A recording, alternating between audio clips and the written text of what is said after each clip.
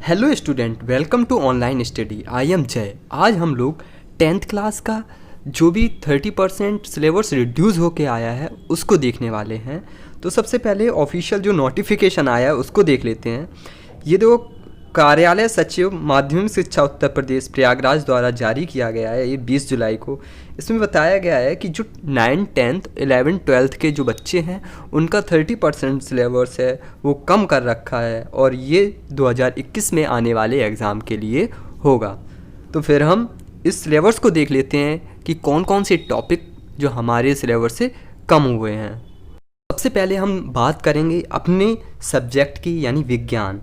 जैसा कि आपको पता है कि विज्ञान में जो पोर्शन कम किए गए हैं, टॉपिक नहीं हटाए गए हैं, उन टॉपिक से कुछ जो डेफिनेशन है या परिभाषाएं हैं उन चीज़ों को कम किया गया है या वो टॉपिक हटाए गए हैं। तो पहले उनको देख लेते हैं। धातु एवं अधातु में से ये टॉपिक में क्या हटाए गए हैं? धातु तथा अधातु के गुणधर्म, आयनिक यौगिक का निर्माण तथा उनके गुणधर्म। तो ये दो टॉपिक हटाए गए हैं जो कि ज़्यादा नंबर के वेटेज भी नहीं है, ज़्यादा नंबर के आते भी नहीं हैं, तो इससे कोई फ़र्क नहीं पड़ने वाला। तत्वों की आवर्त वर्गीकरण, तत्वों का आवर्त वर्गीकरण में से तत्वों के वर्गीकरण के प्रारंभिक प्रयास, ठीक है, ये वाला टॉपिक रिमूव किया गया है।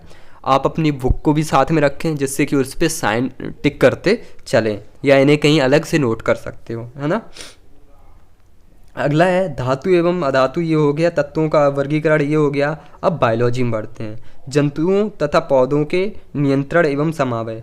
तो ये पूरा टॉपिक नहीं हटाया गया। इस टॉपिक में से पौधों के दिशिज गति, पादप हार्मोन का परिचय, जंतुओं में नियंत्रण एवं समन्वय, तंत्रिका तंत्र, ऐच्छिक पेशियाएँ तथा अनैच्छिक पेशियाएँ, प्रतिवर्ती क्रियाएँ, रासायनिक समन्वय, जंतुओं में हार्मोन्स। तो इस टॉपिक में से बहुत ज़्यादा जो इस चैप्टर में से बहुत ज़्यादा टॉपिक को रिमूव कर दिया गया है, ठीक है ना। प्राकृतिक संसाधन, ऊर्जा के स्रोत, बायोगैस, हमारा पर्यावरण। जो प्राकृतिक संसाधन है इसमें से जो ऊर्जा के स्रोत से बायोगैस हटा दिया गया है, ठीक है ना। हमारा पर्यावरण में परितंत्र, ओजोन का परत का अपक्षयन, यानी जो ओजोन परत का अपक्षयन करके टॉपिक है इनको भी रिमूव कर दिया गया है। नेक्स्ट आगे बढ़ते हैं। अपवर्तन में आवर्धन लेंस की क्षमता, ये भी इम्पोर्टेंट टॉपिक है जिसको हटा दिया गया है, ठीक है ना। प्रकाश का प्रकीर्णन, दैनिक जीवन में अनुप्रयोग। ये जो अपवर्तन से टॉपिक से हटाया गया है ये इम्पोर्टेंट टॉपिक है, था पहले, अब ये रिमूव कर दिया गया है तो इससे आप लोगों को आसानी होगी। विद्युत का प्रभाव, दैनिक जीवन में उपयोग, दैनिक जीवन में इसका उपयोग। जो विद्युत प्रभाव है दैनिक जीवन में उपयोग और दैनिक जीवन में इसके उपयोग के बारे में जो टॉपिक है, टॉपिक रिमूव किया गया है, ना कि पूरा चैप्टर। ये चीज़ मैं फिर से एक्सप्लेन कर दे रहा हूँ कि आपके जो हिंदी और इंग्लिश में वो पूरे चैप्टर हटा दिए गए हैं, लेकिन साइंस और मैथ में चैप्टर से कुछ टॉपिक को हटा दिया गया है, ठीक है ना। अब विद्युत धारा का चुंबकीय प्रभाव, इसमें से दिष्ट धारा की तुलना में प्रत्यावर्ती धारा के लाभ, घरेलू विद्युत परिचय। तो ये दो टॉपिक को रिमूव किया गया है। अब जैसा कि आपको पता है कि 70 नंबर का रिटन होता है और 30 नंबर का प्रैक्टिकल या प्रोजेक्ट वर्क होता है। जो रिटन होता है, अब आप देख लीजिएगा कि जो रासायनिक पदार्थ हैं इससे कितने नंबर का आने वाला? 20 नंबर का। जैव जगत है 20 नंबर का, अपवर्तन का 12 नंबर का, विद्युत धारा चुंबकीय प्रभाव 13 मार्क्स का, प्राकृतिक संसाधन 5 मार्क्स का, ठीक है ना। तो ऐसे करके ये कितना हो गया?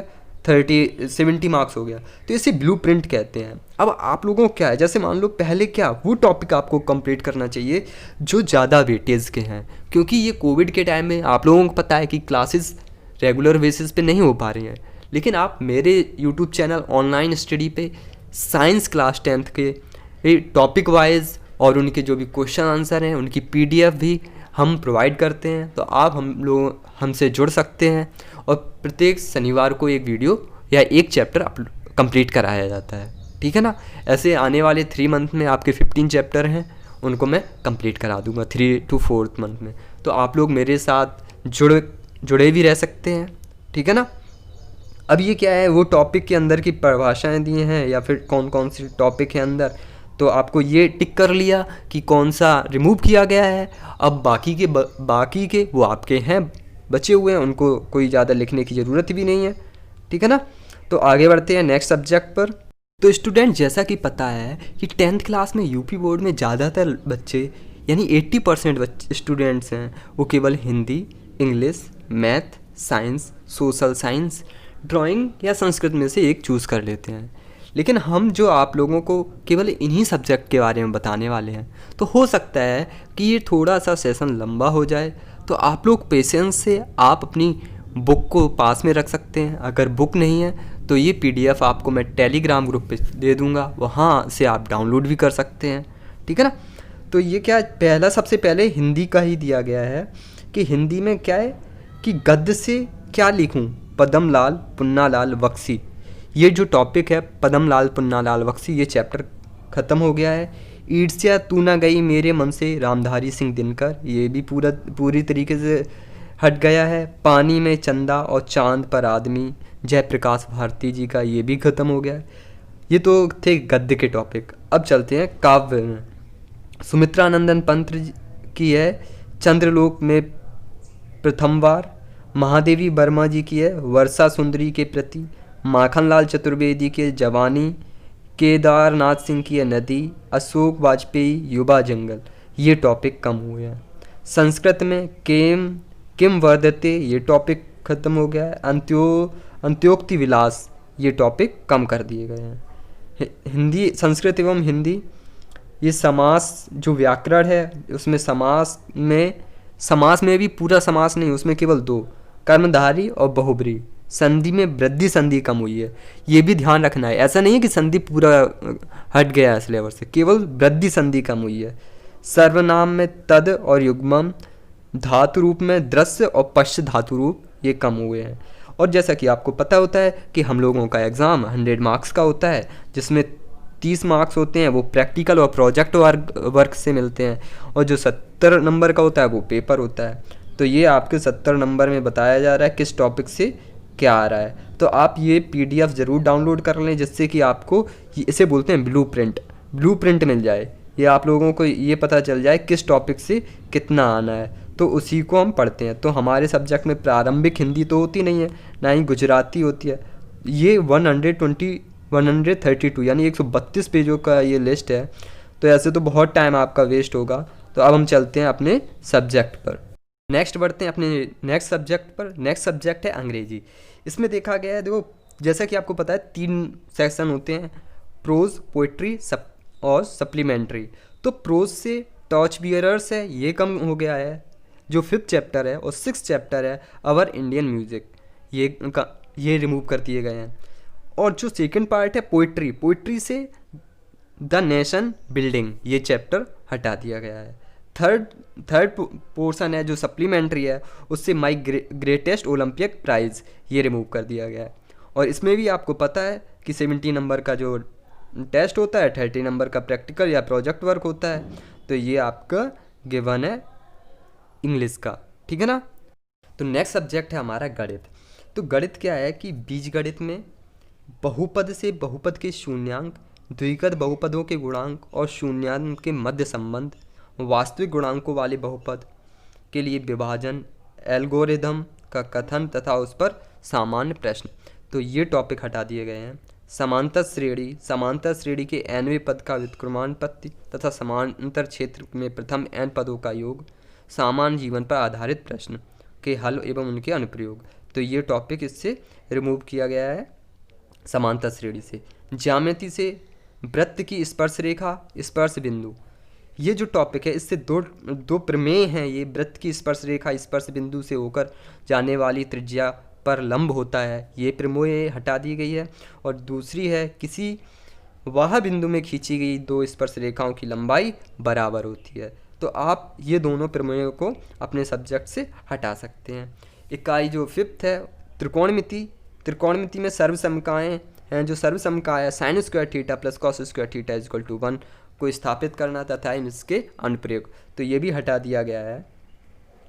प्रायिकता टॉपिक में प्रायिकता की सैद्धांतिक परिभाषा, एकलन घटना पर आधारित सामान्य प्रश्न, इनको भी हटा दिए गए हैं। तो अब हमें देख लेना है ब्लूप्रिंट क्या है। ये इसी में सभी में सेम सिलेबस है कि 70 नंबर का टेस्ट होता है और 30 नंबर का प्रैक्टिकल या प्रोजेक्ट वर्क होता है। तो अब यहाँ से आपको ये देख लेना है, देखो कि संख्या पद्धति है ये 5 नंबर का आने वाला है, बीजगणित है आपका 18 नंबर का आने वाला है, जो सबसे ज़्यादा वेटेज है। तो सबसे पहले आपकी क्या स्ट्रेटेजी होनी चाहिए? आपकी स्ट्रेटेजी ये होनी चाहिए कि सबसे पहले आप बीजगणित को कंप्लीट करें। फिर उसके बाद निर्देशांक ज्योमेट्री, ये 5 नंबर का आने वाला है, इसको आप बाद में कर सकते हो। फिर ज्यामिति, ये भी 12 मार्क्स का आने वाला है, तो इसको भी तैयार कर लें, क्योंकि जब आप बीजगणित तैयार कर लेंगे तो आपके 18 नंबर पक्के हो गए। फिर उसके बाद ज्यामिति 12 मार्क्स कन्फर्म हो गए, त्रिकोणमिति 10 मार्क्स के, मेंसुरेशन 10 मार्क्स के, सांख्यिकी एवं प्रायिकता ये भी 10 मार्क्स के। तो पहले वो टॉपिक कंप्लीट करें जिनमें ज़्यादा वेटेज है, ज़्यादा मार्क्स आते हैं, ठीक है ना। तो नेक्स्ट सब्जेक्ट पढ़ते हैं सामाजिक विज्ञान। तो ये भी आपको पता है कि सामाजिक विज्ञान के जो कुछ पॉइंट, जो उसमें से भी कुछ टॉपिक्स रिमूव किए गए हैं, इनको देख लेते हैं।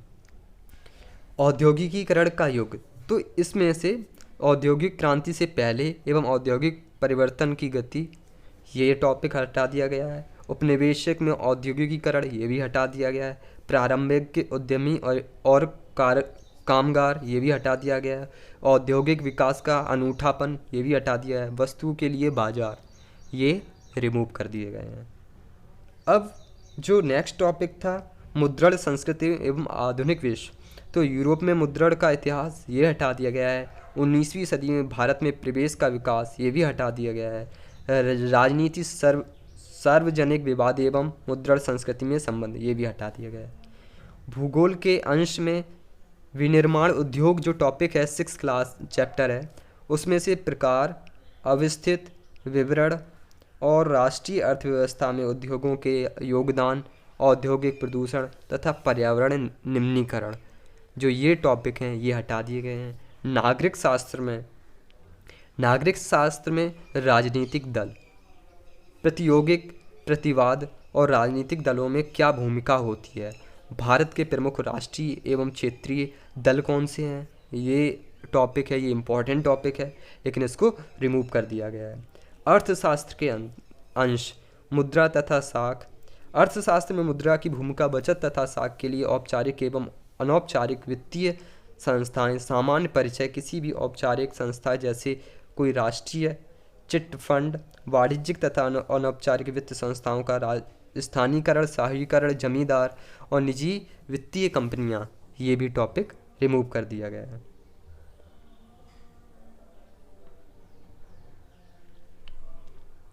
ठीक है ना। तो अब देख लेते हैं कि इसमें से सबसे ज़्यादा वेटेज किसका है। भारत और समकालीन विश्व, तो ये 20 मार्क्स के हैं। समकालीन भारत 20 मार्क्स का है। लोकतांत्रिक राजनीति 15 मार्क्स का है, 15 मार्क्स का। और आर्थिक विकास की समझ, ये भी 15 मार्क्स के हैं, ठीक है ना। तो बाकी का आपका टॉपिक ये गिवन है। तो मैं आप लोगों को कुछ चीज़ें बता देना चाहता हूँ, आप उन चीज़ों को समझ लें। पहला तो ये कि आप लोगों को जो भी सिलेबस से रिड्यूस किया गया है, उनमें से गणित, विज्ञान, 2 ऐसे सब्जेक्ट हैं, इनमें जो भी टॉपिक को छोड़ा गया है उनको भी कवर कर लें।